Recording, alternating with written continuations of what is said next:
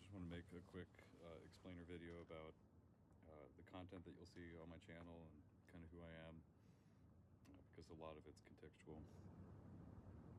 And I post a lot about transnational repression, high-tech surveillance, that kind of stuff, things that don't seem to make sense and that are foreign to me, honestly.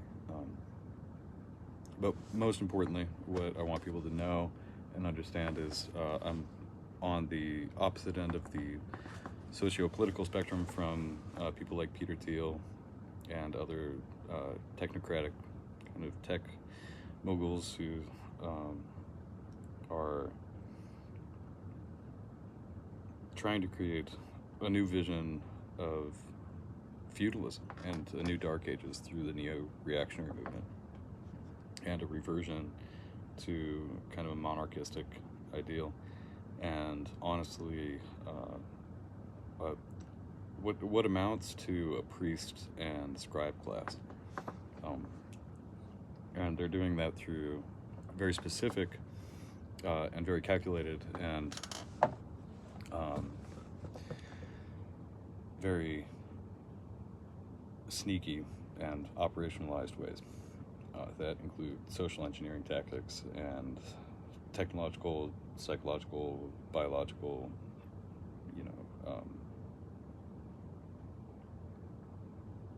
repression in ways that are hard to imagine for the average person, I think, and that by design are not meant to be made known widely to the public. They're designed to be hidden,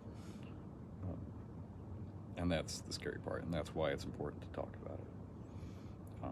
But my ability to speak, over the internet, or over any channels of communication, has been completely destroyed intentionally, especially since I survived the most severe period of attack, which was the reason that I initially left the United States. But that's the other most important part to my story. I think that I survived a scapegoating attempt,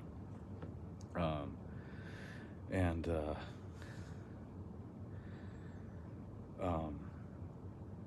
that was a highly traumatic, highly technologically advanced and well coordinated and well communicated form of mob violence that was directed at taking my life. And that happened last year. Lasted for about a month. I put 10,000 miles on my 7.3 IDI school bus in a single month. 10,000 miles. Just running, and by the time that I managed to barely get on a plane to Switzerland, my vehicle had lost reverse. I had no power steering, no brakes. I had transmission fluid in the crankcase, that my brake line was being held together by a plastic bag, that I could fill it up with brake fluid when I was able to get a little bit, or engine oil, so that I had power brakes for one emergency stop. I was smoking like a real smoke, not like a little catastrophic overheating smoking going down the highway. And this was all based on remote attacks that were trying to damage my vehicle through the CPU. And I don't know, it's just a miracle that I'm still alive. And the evidence that I have from that period and the implications of it, I think, for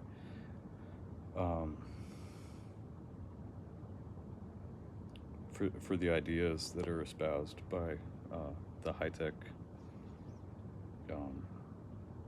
scene, who don't just see themselves as modern royalty, they see themselves as gods. They see themselves as modern gods, and they're after the Constitution, they're after the Magna Carta, they're after complete control. You know, they're after the economy through cryptocurrency. Um, they are a real threat to life and liberty all over the world, and have no doubt about that. So that's a big deal, and they're intentionally trying to silence people like me who can offer, philosophical alternatives to perspectives on culture and religion and history and human meaning and myth and banjos and whatever else. That doesn't include them being at the pinnacle of human development for the entire history of whatever. The more you kind of put their ideas and theories and their reversion to these dark age kind of ideals about, the necessity of violence and the legitimacy of kind of the cryptic control through different institutions, social, financial, religious. It's really kind of a modern eugenics movement, and I don't know. There's no telling as far as I know who else has been affected, how deep or how far it goes. But I tried to outrun it internationally, and there's more to it than that. I know that here in the States, I think that my longer term repression deals with kind of the internationalism of U.S. policy, and so it's difficult for me to contextualize or pin down or anything, but what I want to be doing and how I would like to contextualize my experience is as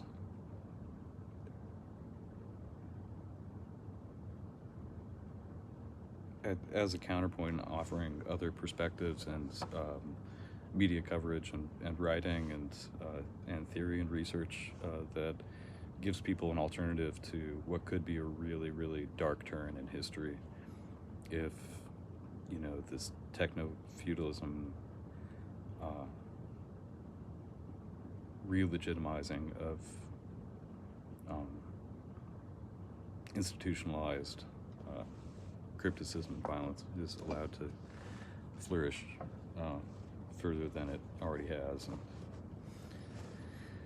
yeah, I don't know, it's something that seems to like to thrive in the dark, and it's really difficult. It's been extraordinarily difficult for me to talk about, but I just wanted to give a brief introduction to why you'll see me post my location randomly, or a photo of some critical piece of information. It's just, please, I appreciate you being here. I appreciate you paying attention. I want to be writing.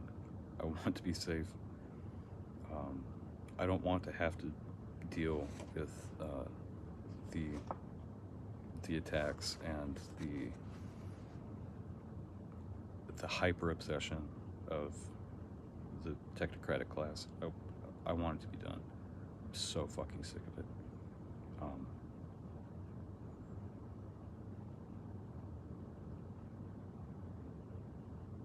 People just won't believe what I've gone through until I can talk about it more, but that's a start.